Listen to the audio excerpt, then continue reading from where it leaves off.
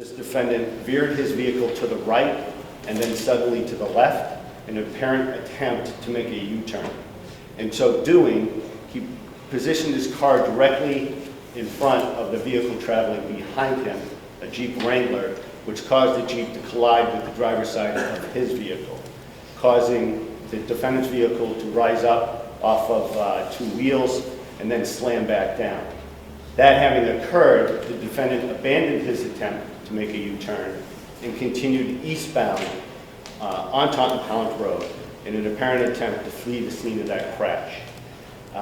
Video from the area reveals that ahead of the defendant on Taunton Pound Road, you can see a work site being conducted by National Grid. That work site was fixed with orange cones, orange signs, and yellow flashing lights to alert drivers of the site. The defendant continued traveling towards the work site, and in fact, when he came upon the site, veered between what appeared to be a National Grid truck and a backhoe, and in between those two vehicles was a trench where the National Grid workers were working. Officer Paul Tracy was standing in that vicinity directing traffic, as well as there was a National Grid worker, Mr. Roderick Jackson, who was also standing near Officer Tracy. This defendant veered his vehicle into that direction, striking both Officer Tracy and Mr. Jackson. After doing that, crashing into the vehicles on scene, including the National Grid truck, this defendant exited his vehicle and fled. He fled to a local resident's home where he began banging on the door. As that was occurring, a Waltham police officer arrived at that scene and ordered the defendant to submit.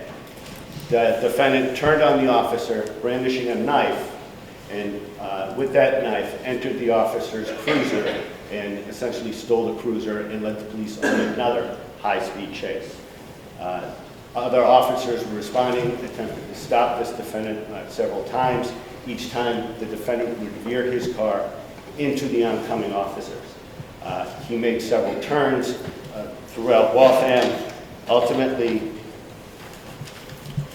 crashing the vehicle where he was subsequently apprehended.